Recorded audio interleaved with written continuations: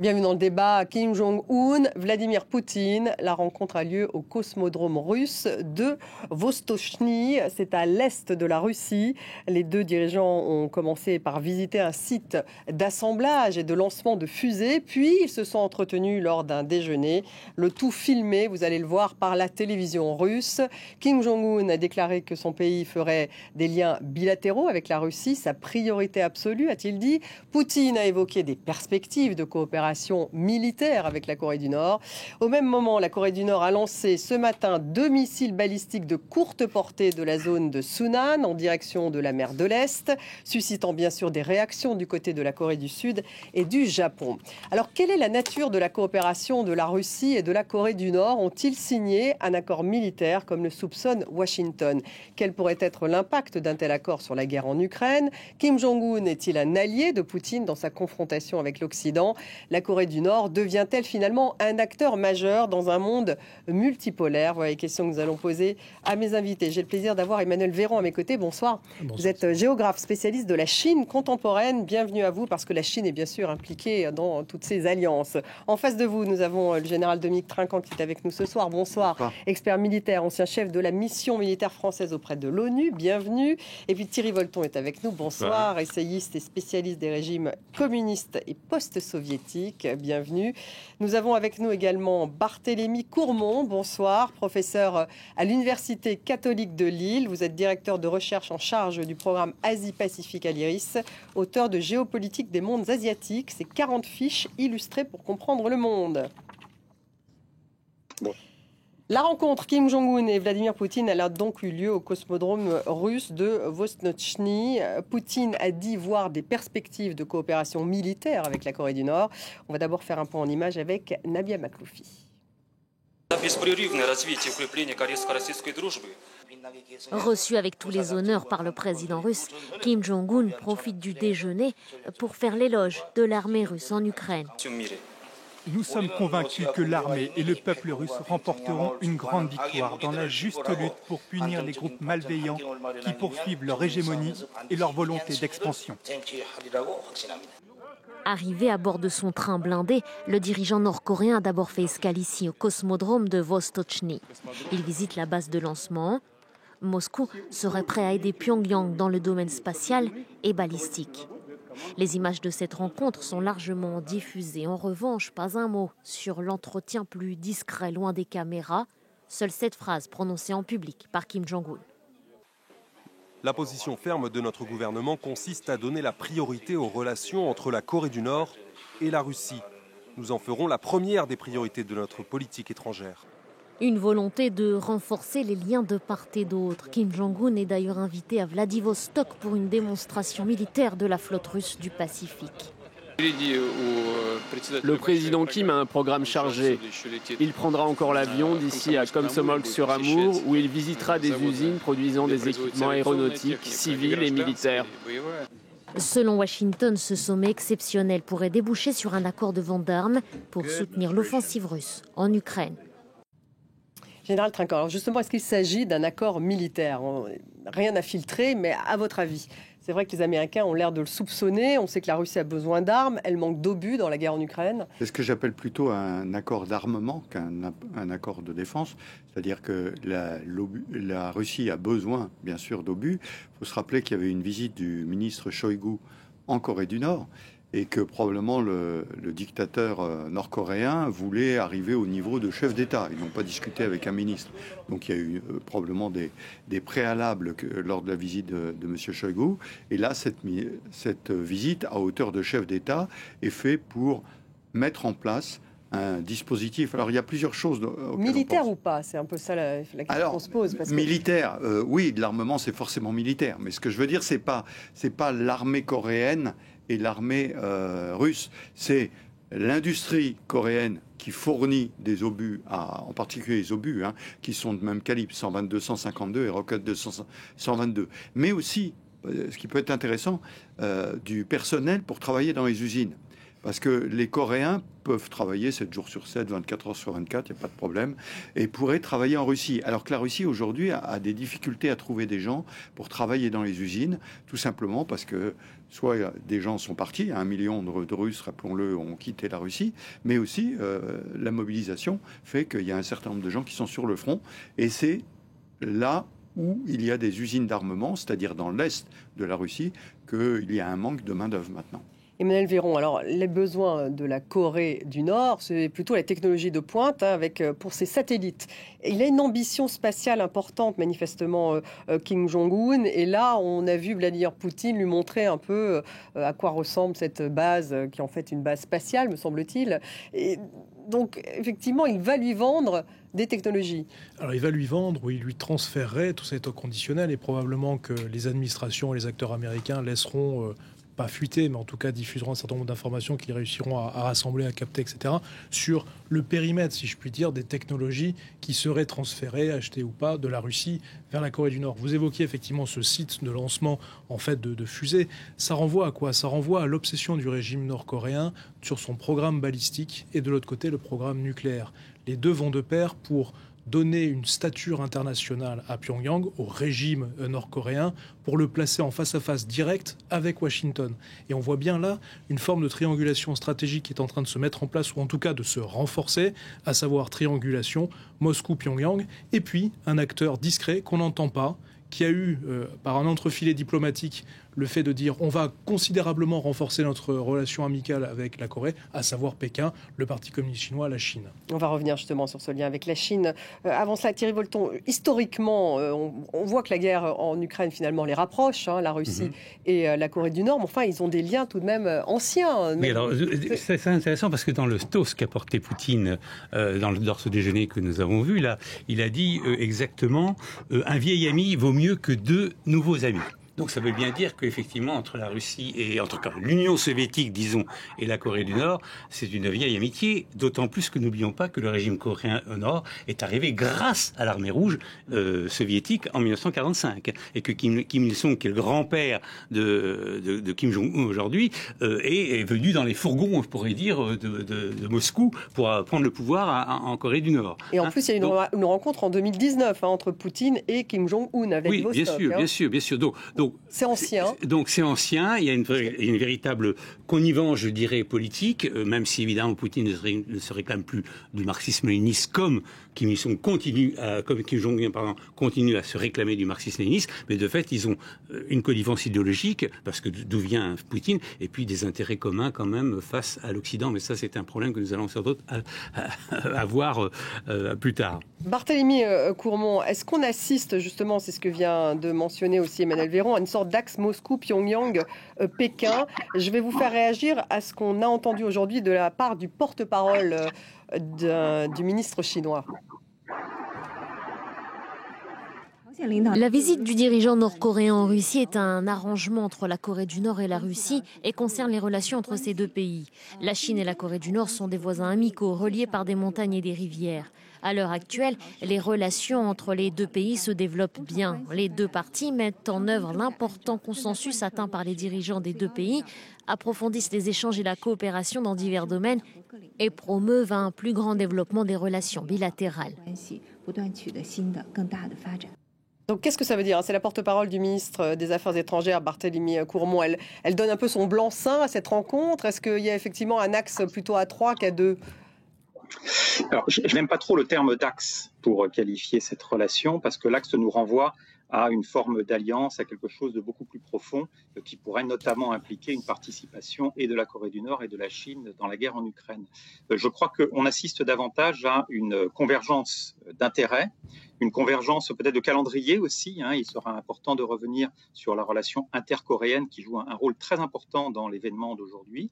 Et puis, on voit bien sûr du côté de Pékin une approche assez proche de celle de Moscou sur la reconfiguration internationale, avec notamment ces divers communiqués conjoints des deux pays qui appellent à tout simplement une désoccidentalisation du monde. Donc, convergence d'intérêts évidemment entre les trois pays, et donc pas de surprise de voir cette réaction de la part de Pékin, mais attention à ne pas non plus tomber dans un excès qui serait de considérer que là, ça y est, on a trois pays qui sont étroitement associés et on va par conséquent, si on poursuit nos efforts en Ukraine, devoir aussi faire face à la Corée du Nord et à la Chine. Je rappelle que la Chine a toujours pris ses distances avec Moscou dans ce conflit. Justement, Général Trinquant, quel serait l'impact en fait sur la guerre en Ukraine si effectivement il y avait ces obus de livrer à Moscou, du côté de Pyongyang? Bien simplement de pouvoir faire durer la guerre. C'est un game changer ou pas? Non, c'est absolument pas un game changer. Simplement, le président Poutine, lui, est en train de miser sur une guerre longue. C'est-à-dire arrêter les Ukrainiens le plus longtemps possible sur la ligne de défense actuelle, en attendant l'élection américaine de 2024. Et pour cela, il a besoin d'obus, tout simplement. Parce que je rappelle que au début de la guerre, les Russes tiraient 60 000 obus par jour. Aujourd'hui, ils en sont à 20 000 parce qu'il manque d'obus. Et donc, ils s'approvisionnent auprès de l'Iran, mais aussi auprès de la Corée. Ça, c'est pour les obus et les roquettes. Il a peut-être aussi, et ça, il n'y a aucune preuve là-dedans, mais un intérêt à ce que des sous-ensembles chinois puissent passer par la Corée pour aller en Russie. Et là, évidemment, la Chine ne les fournira pas à la Russie. Donc elle pourra continuer à jouer son rôle d'intermédiaire, de faiseur de paix, etc., qu'elle ne pourrait pas faire si elle fournissait directement des sous-ensembles à la Russie. Donc ça va peut-être passer par la Corée. Emmanuel Véron, alors c'est intéressant effectivement, on voit ce jeu à trois. Et est-ce que finalement la Russie traite Kim Jong-un de la même manière qu'il traite Pékin et Xi Jinping? Ou est-ce qu'il y a une différence? Probablement qu'il y a une grande différence. Et je souscris tout à fait à ce que le général Trinquant vient de préciser sur une forme d'intermédiarité, en fait, entre la triangulation que j'évoquais, Moscou, Pékin et Pyongyang, sans nécessairement parler d'axe, mais en tout cas de triangulation qui s'intensifie, qui se densifie. La relation Xi Jinping, Pyongyang et Pyongyang-Poutine. Ce n'est pas tout à fait du même niveau. Pourquoi? Parce que dans la longue durée de l'histoire du régime, c'est-à-dire une histoire contemporaine, en fait, de la guerre froide et une survivance de la guerre froide, le régime nord-coréen a entretenu des relations extrêmement fortes, extrêmement intenses et de collusion de proximité avec Pékin, avec le Parti communiste chinois, au point même qu'on peut faire l'hypothèse qu'une partie du régime chinois, dans ses dispositifs administratifs, ses différents services, services spéciaux, a des vues de très très près sur l'évolution du régime, sur sa politique intérieure, si tel est le cas, et en tout cas son environnement international stratégique, qui, je le rappelle, est dirigé par le programme balistique, le programme nucléaire. En cela, pour Pékin, et pour finir la métaphore, le régime nord-coréen est une sorte d'État tampon qui permet de mettre à distance les efforts de guerre et de sécurité des États-Unis. Donc on a cette intermédiarité, là encore, dans la relation sino-américaine cette fois, avec le régime de Pyongyang. Alors j'abonde tout à fait dans ce sens. C'est évident que dans cette affaire-là, la Corée du Nord ça va servir un peu de blanchisseur, si je puis dire, comme on dit en termes de drogue, et va servir de couloir pour approvisionner, l'armée russe qui en a vraiment besoin. Bon, alors parce que, excusez-moi, c'est pas... il faut se rendre compte dans quel état est sans doute la Corée du Nord. C'est un état d'une extrême pauvreté dont on n'a même pas idée, je veux dire, ici. C'est un état sans doute le plus pauvre du monde. On a du mal à avoir des informations, c'est un des états les plus fermés du monde. J'entends bien qu'il y a un complexe militaro-industriel qui est un peu indépendant de ça. Mais quand même, quand vous avez un environnement aussi pauvre que ça, vous avez quand même des répercussions sur le complexe militaro-industriel. Ça veut dire que l'armement nord-coréen, excusez-moi, il n'est pas forcément très up-to-date, comme on pourrait dire. Donc, les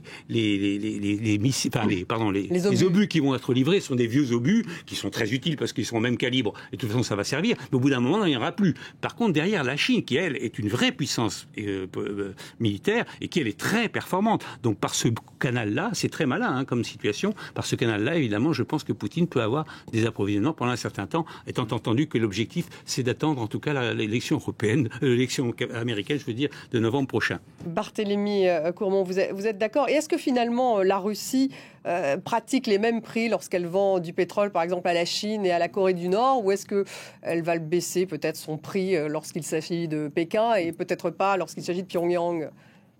Alors, permettez-moi de rebondir sur ce que je viens d'entendre de la part de vos trois invités, parce que je ne suis pas tout à fait d'accord, moi, sur ce rôle d'intermédiaire de la Corée du Nord. Je pense que ça relève à ce stade davantage du fantasme. Alors, ça ne veut pas dire que la Chine ne va jamais s'impliquer dans cette guerre en Ukraine, ne va jamais soutenir la Russie, soyons très clairs là-dessus, mais je rappelle qu'à ce stade, il n'y a absolument aucun élément nous permettant de démontrer ce qui vient d'être dit, à savoir que la Corée du Nord serait cette espèce d'État tampon et que finalement les armes utilisées sur le théâtre ukrainien seraient des armes chinoises. Je rappelle que c'est quand même très grave, parce que ça voudrait dire tout simplement qu'on entrerait dans un conflit mondial en Ukraine avec une participation de la Chine. Il me semble que nous ne sommes pas encore du tout à ce stade. Donc attention à ne pas partir du principe que parce que les relations sont ce qu'elles sont avec la Corée du Nord et la Chine, eh bien, la Corée du Nord sera un petit peu le faire-valoir dans une relation triangulaire qui, encore une fois, n'est certainement pas un axe, mais simplement une convergence d'intérêts. On n'a pas du tout parlé de la Corée du Sud. Et on va en parler. Je vais les faire rebondir sur ce que vous venez de dire. Excusez-moi, pardonnez-moi, Barthélemy Courmont. Après, on va parler de la Corée, mais intéressant quand même d'avoir votre réaction, Emmanuel Véron. Oui, simplement pour revenir à la géographie de cette rencontre. C'est l'extrême-orient russe. C'est quelque part de l'autre côté de la frontière, le nord-est de la Chine, la Mandchourie et au-delà, finalement l'extrême nord-est-orient de la Chine et la Corée du Nord. On est là dans des logiques qui sont des confins d'empires, ou en tout cas de pays qui se voient comme étant des empires ou des post-empires, en opposition aux États-nations dont nous sommes. Et on a là une réunion, une convergence de régimes qui est isolée, dans une marge impériale. Et ce que va sortir de ce dont va sortir la marge, c'est-à-dire cette rencontre entre Poutine et Kim Jong-un avec la validation du Parti communiste chinois, est tout à fait intéressant parce que souvent dans les processus humains et sociaux, ce qui peut sortir d'une périphérie ou d'une marge peut déstabiliser, ou en tout cas souhaiterait déstabiliser un ordre central établi. Mais Barthélemy Courmont dit que ce ne sera pas un État tampon. Pour filer la métaphore des confins de l'extrême-orient et des post-empires, on est fondamentalement là dans une volonté de contestation d'un ordre établi, avec effectivement un concours de circonstances d'intérêt, mais qui se renforce à mesure que la guerre en Ukraine se déroule depuis l'invasion de février 22. Donc ils sont opportunistes, en fait. Non, pour être clair, évidemment, les intérêts, si je puis dire, de la Chine, de la Corée du Nord et de la Russie sont convergents quelque part, et convergents vis-à-vis de l'Occident, puisque vous savez que derrière tout ça, il y a aussi une volonté d'établir un nouvel ordre international. La Chine, je ne vais pas dire que la Chine va, ce que je voulais dire tout à l'heure, je ne veux pas dire que la Chine va directement envoyer des armes, évidemment, mais la Chine a évidemment intérêt à soutenir la guerre en Ukraine pour de multiples raisons, affaiblissement de l'Occident, enfin, on peut développer ça pendant plusieurs choses. Donc, évidemment, la Chine fera bien attention de ne pas se faire prendre les doigts dans la confiture, ça c'est clair, hein, donc ça sera très discret. Je voudrais vous rappeler une petite chose, simplement historique, qui concerne la Chine, justement. Les armes qui étaient livrées par les Américains pendant la guerre civile, contre les Japonais, où il y avait une alliance entre le Kuomintang et le Parti communiste, les armes américaines, les communistes rayaient la fabrication made in USA et mettaient made in USSR pour montrer que c'était quand même le camp communiste. Donc ils sont capables de faire ça, excusez-moi. Ils sont aussi capables de livrer des armes dont on ne saura pas forcément l'origine parce qu'on aura rayé l'origine. Voilà, c'est ce que je veux dire. Donc il faut pas être innocent dans cette affaire-là. Général Trinquant. Oui, simplement j'ai bien pris la précaution de dire qu'il n'y avait pas de preuves. En revanche, la fourniture d'armes aujourd'hui de la Chine possible à la Russie, ce sont des sous-ensembles. Ça ne va pas être des canons, ça ne va pas être des chars, ça ne va pas être des missiles, ça va être des sous-ensembles, en particulier des bus électroniques, dont manque cruellement la Russie, parce qu'on ne l'approvisionne pas, et que c'était l'Occident qui les fournissait avant la Russie. Et donc là, c'est la Chine qui peut fournir ces éléments-là. L'intérêt pour la Chine, au-delà de fournir, bien sûr, ces éléments-là, c'est qu'elle a intérêt à ce que la guerre dure, elle aussi. Parce que tant que la guerre dure, les Américains sont fixés en Ukraine. Et donc c'est un intérêt pour la Chine que les Américains soient fixés en Ukraine, que ça dure. Deuxième intérêt, c'est que tant que la guerre dure, la Russie est affaiblie. Et vous parliez du prix du pétrole, il est vendu 30% à 40% moins cher à la Chine parce qu'il y a des clients qui ont disparu. Et pas la Corée du Nord, me semble-t-il. Alors, c'est sur un autre reportage, la Corée du Nord, il y a une adaptation tarifaire en fonction des besoins de la Corée du Nord, sachant qu'on se souvient, il y a une dizaine d'années maintenant, il y avait eu la négociation d'un pipe depuis la Russie, un gazoduc oléoduc, pour approvisionner la Corée du Nord, mais aussi d'ailleurs le Japon, etc. Mais en passant par la Corée du Nord. Non, ce que je voulais dire très très brièvement sur les logiques de livraison d'armement et d'équipement, c'est quand on regarde la structure géographique de la Russie, en matière logistique, transport, etc., c'est extrêmement lacunaire et compliqué. Et donc là, on retrouve l'utilité du partenaire, et j'insiste bien sur le mot partenaire chinois, pour trouver des intermédiaires, quitte à passer en partie par la Chine, mais pas uniquement, ou d'autres partenaires en Asie centrale ou au Moyen-Orient, pour acheminer de l'équipement sur le front en Ukraine. Qui seraient qui, ces autres partenaires ? Je ne peux pas complètement tout citer, mais des pays au Moyen-Orient, voilà, ou un pays ou deux en Asie centrale. Barthélemy Courmont, vous pouvez rebondir sur ce qui vient d'être dit et puis après on va avancer. Oui, non, je pense que c'est inutile, si je peux me permettre, parce qu'on n'est pas d'accord, donc le débat pourrait durer éternellement. Enfin, tant qu'on n'a pas des éléments, il est intéressant. On peut pas évoquer comme ça des partenariats qui ne reposent absolument sur rien, en fait, uniquement sur des spéculations et sur des convergences d'intérêts qui restent avant tout politiques ou géopolitiques. Et c'est ça qui est intéressant dans cette rencontre aujourd'hui, c'est qu'il y a effectivement le volet de ce partenariat en matière d'armement qui, lui, est réel entre la Russie et la Corée du Nord. Donc, c'est un problème, évidemment, en soi. Mais il y a aussi et surtout cette dimension géopolitique. Je rappelle quand même que Kim Jong-un sort très rarement de son territoire. La première fois, d'ailleurs, en tant que chef d'État qu'il avait quitté la Corée du Nord, c'était en 2018, presque 7 ans après son arrivée au pouvoir. Et donc, en soi, c'est déjà un événement tout à fait intéressant. En particulier quand on sait, et encore une fois, désolé d'insister là-dessus, il faut qu'on parle de la Corée du Sud, quand on sait l'actualité de la relation intercoréenne qui est à la base des problèmes que l'on rencontre aujourd'hui. Je rappelle qu'au printemps dernier, le président sud-coréen, M. Yoon Suk-yeol, a énoncé la possibilité de fournir des armes à l'Ukraine. Et la Russie a immédiatement rétorqué de manière assez violente, brutale, en expliquant que si Séoul s'engageait dans cette voie, eh bien, la donne serait changée dans la péninsule coréenne. Eh bien, bingo, nous sommes entrés désormais dans cette configuration. On est dans un bras de fer qui concerne aussi et peut-être surtout Moscou et Séoul. Et la Corée du Nord sert de faire valoir d'une certaine manière sur ce point. Général Trinquant, elle aurait livré peut-être des armements, donc des armes à l'Ukraine, en tout cas menace de le faire. Alors, la Pologne d'ailleurs a reçu des armes de la Corée du Sud. Essentiellement la Pologne, beaucoup d'armements sud-coréens, mais également la Corée. Donc c'est pas une possibilité, c'est une réalité. La Corée du Sud est actuellement un des grands fournisseurs dans l'est de l'Europe. Donc en fait, elle est totalement partie prenante à la guerre en Ukraine. Pardon, allez-y, Barthélémy Colomb. Oui, des véhicules blindés qui ont été identifiés sur des trains. Enfin, bon, c'est pas une possibilité, c'est une réalité. C'est une réalité. Voilà, et ce que dit le général Trinquant est très important. Aujourd'hui, le Premier ministre sud-coréen est en Pologne pour justement rencontrer notamment son homologue et insister sur la nécessité pour la Corée du Sud de venir en renfort à un pays qu'il estime potentiellement menacé par la Russie.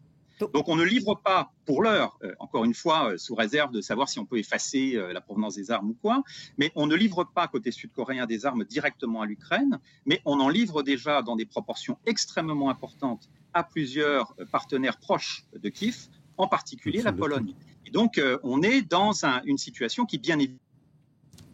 On voit en tout cas qu'il y a des alliances qui se font en fonction donc de... Parce que je voudrais excusez-moi rajouter une chose, parce que compte tenu de l'état de la Corée du Nord, je crois qu'on n'imagine pas quel est l'état de la Corée du Nord, l'état de pauvreté de la Corée du Nord.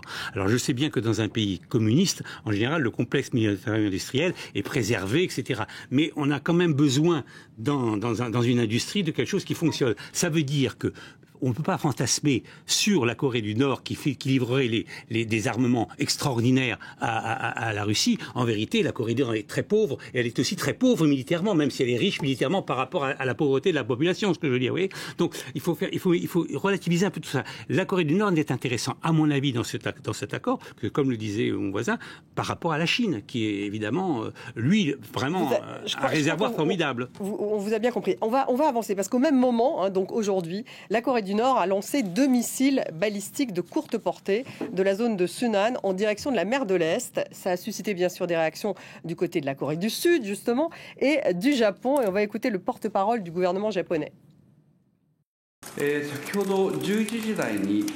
Aux alentours de 11h ce matin, la Corée du Nord semble avoir lancé des missiles. Nous sommes encore en train d'analyser ces tirs. Ils semblent être tombés en dehors de la zone économique exclusive du Japon. Suite à ces tirs, nous avons manifesté notre vif mécontentement contre la Corée du Nord par l'intermédiaire de nos ambassades à Pékin. Emmanuel Véron, c'est quand même assez incroyable. Donc il y a cette rencontre avec Poutine. Le même jour, il y a quand même encore un missile qui est envoyé par Kim Jong-un. Ce n'est pas un hasard. Ça fait partie en fait du protocole de communication et militaro-communicationnel de la Corée du Nord, à savoir qu'ils vont pouvoir faire une énième démonstration de force.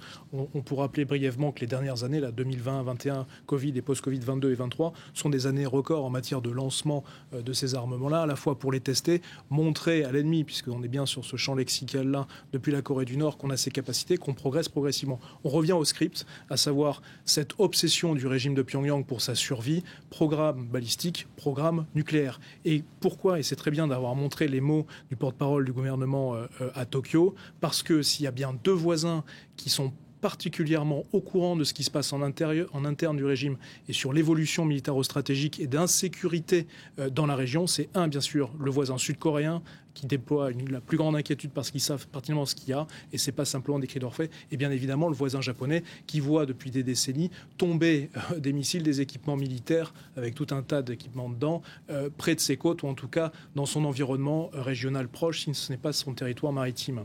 Donc il y a la guerre en Ukraine qui restructure un peu ses alliances, et puis il y a aussi donc cette menace directe de la Corée du Nord. Thierry Volton sur place, non? Puisque là on voit d'ailleurs que le Japon se rapproche militairement des États-Unis, ainsi que la Corée du Sud. Donc il y a un axe qui est en train de se mettre en place avec les Américains qui ont essayé de rassembler tout ça, le Japon, la Corée du Sud, etc. Donc il y a effectivement un espèce de bloc qui est en train de se mettre en place là, incontestablement. Mais je pense qu'il ne faut pas, encore une fois, j'insiste sur quelque chose, parce que je me méfie des effets d'annonce, et évidemment n'oublions pas que ces régimes sont spécialistes dans les effets d'annonce. Il ne faut pas qu'on suive ça comme des gogos, si je puis dire.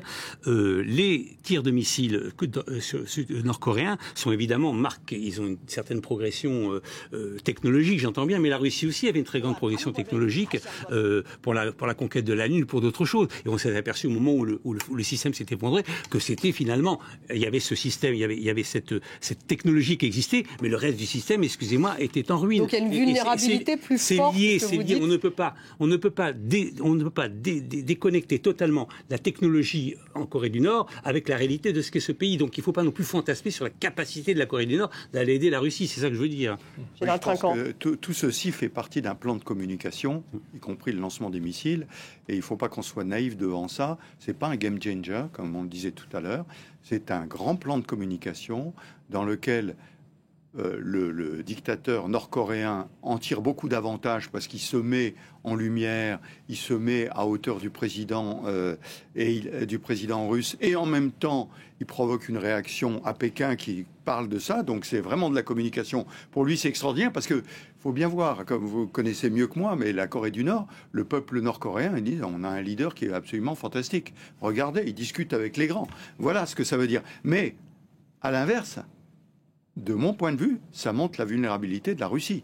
C'est-à-dire que le président russe, qui avait envoyé Shoigu pour négocier des contrats d'armement, a été obligé de recevoir le grand leader nord-coréen parce qu'il l'a exigé et parce que Poutine en a besoin. Parce qu'il en a besoin, ça ne va pas changer la face des choses, mais il en a quand même besoin. Barthélémy Courbon, peut-être pour revenir sur cette menace que représente la Corée du Nord auprès de ses voisins, la Corée du Sud, qui pendant un moment, on se souvient il y a quelques années, tentait de se rapprocher de la Corée du Nord. Il y a quand même des liens commerciaux entre les deux pays, et là on se retrouve plutôt dans une alliance qui irait du côté des États-Unis, donc Corée du Sud, États-Unis, Japon, parce que il y a cette menace nord-coréenne peut-être plus importante.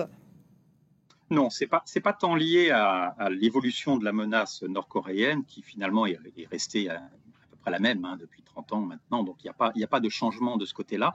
C'est plus la politique sud-coréenne qui a évolué.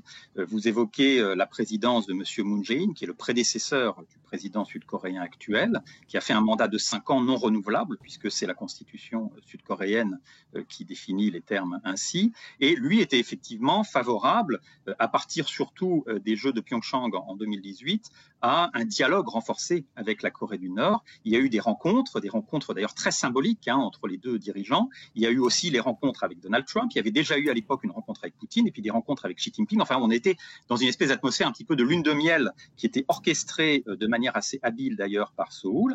Le problème, c'est que en 2022, l'an dernier, il y a eu une élection présidentielle. Moon Jae-in n'a pas le droit de se représenter. Pardonnez-moi l'expression, mais les candidats n'étaient pas de bons candidats. Enfin, en tout cas, c'est ce qu'en disaient les Coréens eux-mêmes. Et je dirais que c'est peut-être le moins mauvais d'entre tous qui l'a emporté, M. Yoon Suk-yeol, qui est un conservateur et qui s'efforce depuis maintenant 1 an de déconstruire tout ce qu'a fait son prédécesseur. Ça ressemble un petit peu à ce qu'on observe aux États-Unis, d'Obama à Biden en passant par Trump. Eh ben, on est dans une situation où on va reprendre tous les dossiers et puis on va faire exactement l'inverse. Et le ton s'est durci avec la Corée du Nord depuis maintenant 1 an, dès lors que c'est la Corée du Sud, cette fois, et c'est important de le signaler, qui a changé sa politique. Alors, juste un dernier mot peut-être là-dessus. Je tiens à signaler cependant que Yoon Suk-yeol, le président sud-coréen actuel, souffre d'un déficit de popularité chronique dans son pays. Et ça, c'est quand même important de le noter. Donc, ce ne sont pas l'ensemble des Sud-Coréens qui soutiennent cette politique de tension avec Pyongyang, mais ceux qui l'ont porté au pouvoir et qui ne sont visiblement pas en majorité actuellement. Mais ce qui est intéressant, Général Trinquant, c'est est-ce que finalement, avec ce type de rencontre, vous disiez finalement ça montre l'isolement un peu de la Russie, mais est-ce que ça ne montre pas aussi un positionnement de la Corée du Nord qui aujourd'hui s'installerait un peu plus dans les relations internationales, dans ce monde justement multipolaire? Est-ce qu'aujourd'hui Kim Jong-un est en train d'atteindre un peu son objectif de devenir une sorte de partenaire en Asie-Pacifique, mais pas seulement, avec justement en plus derrière le conflit en Ukraine? Non, mais tout à fait. Ce que je disais, c'est que tout le bénéfice est en fait pour le dictateur nord-coréen, beaucoup plus que pour le russe. Faut rappeler que la Corée fait partie des quelques pays qui votaient à l'ONU pour la Russie, pour soutenir la Russie. Il n'y en avait pas beaucoup, il y en avait 6 ou 7, et dont la Corée. Donc la Corée, la Syrie, il y avait le Venezuela, je crois, et puis et l'Érythrée. Et Cuba. Et Cuba, oui, bien sûr, pardon. Et Cuba. Donc il y avait très peu de... Et là, en revanche, au lieu d'être dans son coin, complètement enfermé, ne pas sortir du pays, d'un seul coup, il est sous le feu des projecteurs avec un président qui est la Fédération de Russie, c'est quand même pas n'importe quoi. Donc pour lui, c'est quelque chose d'extrêmement important. Et je répète, c'est important pour son ego, très certainement, mais aussi pour sa popularité au sein de la population nord-coréenne. Parce qu'il arrive à montrer que la Corée du Nord, ça compte. Alors que ça compte, après ça on peut faire les comptes, mais il arrive à le démontrer. Personnellement, je doute que ça ait une influence sur la population de Corée du Nord, parce que compte tenu des conditions dans lesquelles vit cette pauvre population qui est depuis 30 ans appauvrie et tout ça, je doute que M. Kim Jong-un, tout d'un coup, montre en popularité. Qu'est-ce que la popularité dans une dictature comme ça? Je suis d'accord avec vous. Donc c'est parler sur du sable, si je pourrais dire. Voilà. Bon, donc. En tout cas, on avait vu déjà cette réunion, effectivement, cette entrevue avec Donald Trump à l'époque, il avait mis finalement en scène aussi. Mais là, c'est plus important Donald Trump que Poutine dans l'imaginaire. Dans l'imaginaire de Kim Jong-un, c'est plus important. C'est autre chose. On est là, on est vraiment très grand là. Ça veut dire qu'on parle de Kim Jong-un autrement que juste avec les tirs balistiques. Absolument. Ça aussi, ce type de rencontre et de communication, parce que c'est vraiment, je crois, l'un des mots phares là, de cette séquence de plusieurs jours, puisqu'il était annoncé 10 jours de visite, ce qui est considérable, ce qui est une première pour Kim Jong-un. Et pourquoi est-ce qu'il joue les prolongations là? Parce qu'il y a sûrement ce besoin impératif de communiquer et de souffler sur les braises, si je puis dire, et c'est quelque part pour marquer l'intensification de ses relations avec Moscou, l'intensification de ses relations avec Pékin, et donc cette consolidation précisément de la triangulation qu'on évoquait en début d'émission. Alors pour revenir à votre question, Stéphanie, c'est le sujet donc, dans l'importance du mot de communication.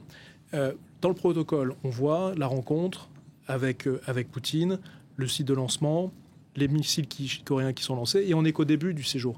Ce que je veux dire par là, c'est qu'il y a ce besoin, en fait, et ça crédibilise le leader nord-coréen, et ça le crédibilise face à l'adversaire, à l'ennemi, comment dirais-je, par excellence, à savoir Washington, à savoir les États-Unis. Et donc, ça crédibilise un fond contre l'Occident, contre, si je puis dire, un ordre établi, un ordre international dominé par les États-Unis. Donc là, il y a un front uni, pour prendre le titre de cette émission, contre Washington et contre l'Occident. D'une façon générale, oui, bien sûr. C'est clair, je veux Poutine, dire, on voit bien, et il n'y a pas les seuls, je veux dire. Alors là, on parle de la Corée du Nord, mais on pense à l'Iran, on pense à d'autres pays, le Venezuela, bien sûr, mais enfin, ça ne compte pas. Mais l'Iran, c'est pas n'importe quoi non plus. Vous voyez ce que je veux dire? Donc, il y a effectivement actuellement en train de se mettre en place une coalition, lentement, mais d'ailleurs, les Chinois veulent ça, c'est ça qu'ils veulent, une coalition internationale avec un peu des pays du Sud, différents pays, etc., pour justement faire bloc et pour essayer de peser sur la relation internationale et évidemment remplacer, parce qu'ils le disent, je vous signale que le programme, on l'a très peu dit, le programme russe de politique étrangère qui est paru en mars a dit il est question de liquider, c'est le terme qui est employé, de liquider l'influence occidentale dans le monde. C'était ce qui était déjà annoncé à Munich en 2007. Rappelons-le, c'est vraiment cette politique. Donc là, il se rapproche. Le bloc en question est quand même très disparate. Il faut rappeler la réunion des BRICS, la réunion du G20. On s'aperçoit qu'il y a des fissures énormes, qu'il n'y a en fait qu'une seule chose qui les réunit, c'est cette opposition d'une certaine façon, à l'ordre post-1945, l'ordre occidental. C'est la seule chose qui les réunit. Mais sinon, il y a beaucoup de choses qui les séparent. Oui, mais est-ce qu'on peut dire que la Russie est isolée, comme vous le disiez Oui, elle est isolée. Oui. Le fait de voir et de rencontrer le leader Kim Jong-un montre bien qu'il y a un isolement accru. C'est ce que dit le général Trinquant, c'est ce que disent aussi les Américains. Mais est-ce qu'elle est vraiment... Il peut aller nulle part. La preuve, c'est qu'il oublie qu'il a un mandat. Il a un mandat d'intérêt. Donc, en fait, le gagnant il reste dans son pays et il reçoit un sous-fifre. Excusez-moi, c'est un peu. Oui, non, le gagnant de toute cette recomposition, c'est la Chine. C'est évidemment pas la Russie. La Russie, c'est... En fait, la guerre en Ukraine sert tous ces pays-là. Parce que, encore une fois, les Américains se heurtent à ça, on n'est pas sûr qu'il y ait une victoire ou pas, ça les fixe, etc. Et ailleurs, ça permet de redistribuer tout, et en gros de dire votre guerre de blanc, qu'on soit jaune ou noir d'ailleurs, ça ne nous intéresse pas, c'est pas notre truc. Et nous, on est en train de recomposer le monde futur. Et ça, c'est un message qui passe. Mais encore une fois, il y a beaucoup de fissures entre tous ces pays-là, entre l'Inde et la Chine. C'est pas demain matin que ça va se faire, quand même, non plus. Barthélemy Cormont, vous voulez peut-être réagir, justement ? Non, je suis assez d'accord avec ce que dit le général Trinquant sur le fait qu'on n'a pas une coalition ni une véritable alliance entre ces pays. On a vraiment une convergence sur cette volonté de désoccidentaliser le système international. Et effectivement, on note des fissures qui sont quand même très importantes. Je dirais que à la fois les intérêts et les ambitions des uns et des autres sont peut-être davantage divergentes que convergentes sur un certain nombre de points. Donc là, attention, ne pas considérer qu'on est dans une logique de bloc. Ce n'est pas la guerre froide qui est en train de jouer des prolongations ou en train de réapparaître. On est dans des oppositions qui sont un petit peu multiformes et dans lesquelles le multi-alignement semble prendre le dessus sur un alignement, voire même un non-alignement. Et très simplement sur cette rencontre donc aujourd'hui que effectivement c'est pas franchement une victoire pour Vladimir Poutine qui fait un petit peu l'aveu de son isolement sur ce conflit et de la nécessité d'avoir recours à un partenaire aussi infréquentable que la Corée du Nord. Donc c'est quand même pas quelque chose qui va l'honorer, je dirais. En revanche, côté nord-coréen, c'est évidemment une immense victoire. Ça ne va pas servir à la popularité stricto sensu de Kim Jong-un, parce qu'on ne peut pas parler de popularité dans un régime totalitaire, mais ça va servir son prestige. Et ça, c'est évidemment quelque chose qui est essentiel pour concourir à ce qu'on a dit les uns et les autres, à savoir la pérennité du régime. C'est l'obsession de Pyongyang. On va avoir recours au nucléaire, au balistique et à la diplomatie pour faire pression sur des partenaires qui, bien évidemment, sont infiniment plus puissants que Pyongyang. Mais l'objectif, c'est que le régime survive et que Kim Jong-un, comme son père et son grand-père avant lui, meure en dictateur heureux dans son lit. Thierry Volton, là, parce que vous parlez beaucoup de la fragilité de ce régime, mais effectivement... Non, je n'ai jamais parlé de la fragilité du régime contre-rien. Alors, j'ai dit la pauvreté de la population. Attendez, c'est pas la même chose. Vous savez, dans un pays communiste, dans un régime communiste, la seule chose qui compte, c'est deux choses qui comptent, c'est une idéologie unique et garder le pouvoir. Garder le pouvoir, c'est très important, quel que soit le prix à payer. Donc, Kim Jong-un est exactement dans cette logique-là. Est-ce qu'il prépare sa succession? Parce qu'on l'a vu avec sa petite fille. Non, c'est sa sœur. Non, mais il y a sa sœur, puis il y a la petite fille aussi. Oui. On a vu des images avec sa petite fille il y a quelques mois. Vous savez, c'est du népotisme. Depuis Kim Il-sung, c'est du népotisme. Donc c'est un régime népotique. Un régime communiste népotique, voilà, tout simplement. Et comment fait-il? Est-ce qu'il parvient à être aussi fermé, ce régime, toujours aussi secret? Non, mais c'est une question qu'on peut se poser quand même. C'est peut-être le seul, Thierry. C'est le plus isolé des pays du monde, soyons clairs. On peut pas, et le Covid n'a pas arrangé les choses. Donc c'est vrai, mais c'est aussi un des moyens formidables de préserver son pouvoir. Je veux dire, on ne sait jamais. Vous savez, la crainte, je crois qu'il faut vraiment comprendre. C'est la crainte de Pékin, c'était la crainte de Moscou, la crainte de ces régimes totalitaires communistes, c'était l'infiltration. C'est l'influence de l'Occident, si je puis dire. C'est ça qui transpire par plein de choses, le cinéma, la musique, tout ça. Là, on voit avec sa fille. Oui, qui lui ressemble. Voilà. C'était il y a quelques mois. Donc ça, c'est leur crainte totale. Et Kim Jong-un est une caricature de ça, parce qu'il a complètement isolé son pays. C'est un pays qui est complètement isolé. On ne peut pas y rentrer. On ne peut pas y rentrer. On a du mal à croire qu'un pays puisse être aussi isolé aussi longtemps. Oui, mais alors je rejoins le point sur la peur de ces régimes, de la perméabilité à l'Occident. C'est probablement la cause de l'attaque en Ukraine. L'Ukraine se rapprochait tellement de l'Europe que ça inquiétait beaucoup le régime de Poutine, qui se disait, mais ça y est, j'ai l'Europe qui arrive là, et donc la prochaine étape, c'est quoi? C'est déjà à Saint-Pétersbourg et Moscou ma jeunesse qui s'éloigne de mes valeurs. Et donc, la prochaine étape, c'est mon régime qui va sauter à cause de ça. Donc c'est probablement les mêmes raisons. Et Kim Jong-un a réussi, lui, à enfermer complètement. Et c'est ce que Poutine est en train de faire d'une certaine façon avec la Russie. Et il est gagnant, donc, en fait, dans ce que disait Barthélémy Courmont. Vous êtes d'accord avec lui en disant que c'est finalement Kim Jong-un le gagnant de cet échange avec Poutine? Oui, le gagnant. Alors, toute proportion gardée. Non, je crois que ça crédibilise le personnage. Ça crédibilise le personnage comme étant quelqu'un perçu de très singulier, d'un régime fermé que l'on craint, et tout le protocole de communication que l'on voit jour après jour renforce cette idée-là d'un leader qui est à part dans le système international, une sorte de figure qui est à part dans les affaires internationales. Et là, le fait de le voir côtoyer de manière très explicite Poutine fait qu'on a cet adage qui se ressemble, s'assemble de plus en plus. Quid en toile de fond, et j'insiste là-dessus, en toile de fond de, si je puis dire, Pékin, qui a validé l'ensemble du process et qui suit très discrètement sur place en Russie l'évolution des opérations, puisqu'on sait par ailleurs qu'on évoquait tout à l'heure l'Extrême-Orient russe, les confins de ces empires, la présence économique chinoise et démographique chinoise dans le coin, en plus dans la zone, en plus des récentes publications de cartographie qui modifient les frontières chinoises, montrent bien les intérêts et les revendications à terme de la Chine dans cette zone-là, sur la Russie qui est de plus en plus affaiblie avec la guerre en Ukraine. Bien sûr. Merci beaucoup Thierry Volton, merci beaucoup Emmanuel Véron, merci Général Trinquant d'avoir été avec nous ce soir, merci beaucoup Barthélémy Courmont d'avoir participé à ce débat également. Merci à vous tous de nous avoir suivis. Vous pouvez retrouver le débat sur les réseaux sociaux et puis en podcast. Merci de nous avoir suivis.